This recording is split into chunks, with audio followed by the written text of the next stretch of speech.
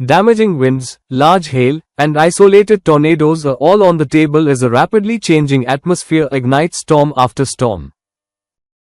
This is not a one-day event. The pattern through the first 2 weeks of June will continue to fuel additional outbreaks across multiple regions of the country. We have a very active stretch of weather ahead. By second 12, text overlay enlarges, damaging winds UP to 80 miles per hour, large hail and amp, tornadoes possible. Quick cut to a split screen of the slight risk areas and wind gust map. Sharp, urgent beep. Let's get right into the forecast. Today, Monday, June 1st, we have two separate slight risks of severe weather. One covers the deep south and another stretches across parts of the central plains. Damaging winds will be the main concern as two distinct lines of thunderstorms develop this afternoon and evening.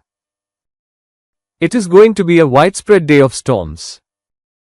Severe weather is possible from Montana all the way into South Carolina, including Atlanta and Birmingham.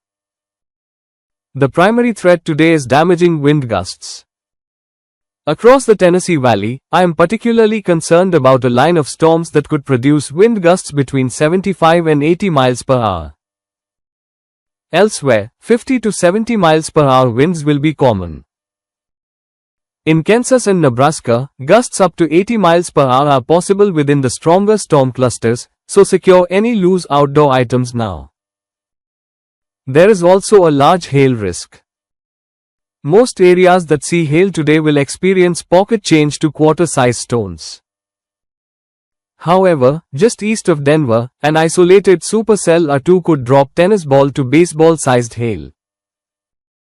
The tornado threat right now is low, with only a small risk area outlined in Nebraska, Kansas, Colorado, and Wyoming. Even outside that zone, an isolated tornado or two cannot be ruled out with the strongest cells. Make sure you have multiple ways to receive weather alerts today. This is a day where a quick spin-up could occur with very little notice. Looking ahead to Tuesday, another slight risk is in place across the Dakotas, with marginal threat stretching across the Great Plains and the southeast. Thunderstorms will also be possible in the light green shaded area covering much of the country's midsection. Tuesday's main concern will again be damaging winds and large hail. Near Rapid City and into North Dakota, very large hail, possibly baseball-sized, could fall. An isolated tornado or two is also possible from Rapid City back into Bismarck. Wednesday brings another round of significant severe weather to the central and northern plains, with damaging winds, hail, and perhaps a few tornadoes. Thursday will then see the focus shift south and east, continuing the active pattern. Now let's walk through the timing for the next few days. This morning, a weakening complex of thunderstorms that produced a late-night tornado warning near Kansas City is moving through Missouri and Illinois. That activity will fade late morning. By early to mid-afternoon, a new line of storms will develop near Cape Girardeau, Poplar Bluff, and possibly Nashville. This line will be unpredictable but could rapidly become significant, producing damaging winds and a low-end tornado risk. By 4 to 5 p.m., a large north to south oriented squall line will develop right along the Mississippi River Valley.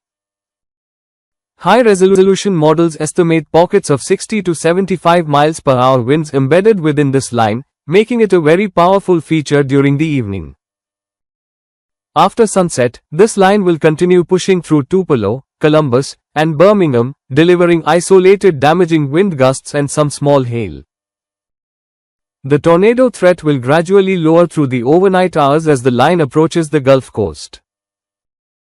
Meanwhile, in the Central Plains, storms will fire over Wyoming around 3 to 4 p.m. By 5 to 6 p.m., any discrete cells that develop in Wyoming, Nebraska, or Colorado will carry a conditional risk of an isolated tornado. If storms remain clustered, the primary threat will shift to damaging winds with a lower hail and tornado risk. These storms will weaken overnight tonight into early Tuesday morning. Tuesday, the severe weather focus shifts to the northern plains.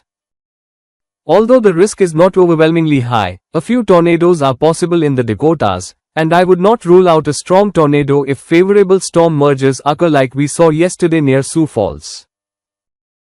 Very large hail and damaging winds will be the main threats. A line of storms could develop during the late evening and sweep across South Dakota. Wednesday will feature a better chance for a significant squall line across North Dakota, primarily producing damaging winds and perhaps a couple of tornadoes. By Wednesday evening into early Thursday, that activity will move toward Minneapolis and Sioux Falls, possibly bringing more severe weather to the Midwest. However, isolated to scattered severe storms are still expected for Minneapolis, central and northern Wisconsin, and areas like Eau Claire.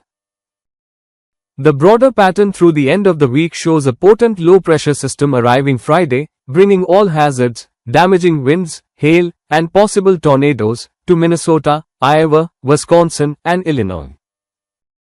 Saturday could then see additional severe weather shift into the Ohio Valley. Looking deeper into the second week of June, the pattern will remain very active across the Great Plains, with multiple shots of severe weather as low-pressure systems repeatedly eject off the Rockies. Peak severe weather season is far from over. Over the next 7 days, the Central Plains and Upper Midwest will pick up a good amount of rain, with a few inches expected for many areas. The East Coast, however, will be largely dry, and very little to no rain is forecast west of the Rockies. That means the plains get soaked while the west stays sunny and dry. It's also the start of meteorological summer, and heat is going to be a big story. The central and southern plains will warm into the mid and upper 90s today, Little Rock 97, Memphis 92, while the Great Lakes remain comfortably in the 60s and 70s. Tonight's overnight lows, the first morning temperatures of meteorological summer, will settle into the 50s across the Northeast and Great Lakes, 40s in the Pacific Northwest, and 70s to low 80s along the Gulf Coast. The heat will build through the first full week of June, with some areas in Texas approaching 100 degrees by next Monday. Longer range, the GFS model shows temperatures soaring to 104 in the Oklahoma Panhandle and 102 in Amarillo by Wednesday, June 10. Dallas will push 98. The scorching summer heat is coming, and it will only intensify from here. Today also marks the beginning of the Atlantic hurricane season. I have great news. No tropical cyclone activity is expected over the next 7 days. There has been a lot of social media hype about a system forming near Florida, but those long-range model projections were wrong, as they often are at day 10. We will keep you updated with no-hype hurricane outlooks all season long. When there are real threats, we'll let you know without any jump scares. For now, the tropics are quiet. Make sure you are subscribed and have notifications turned on. We will cover every severe weather outbreak and every significant change in the pattern. Share this video with those in the risk areas today. Stay safe, stay weather aware, and we'll see you again very soon.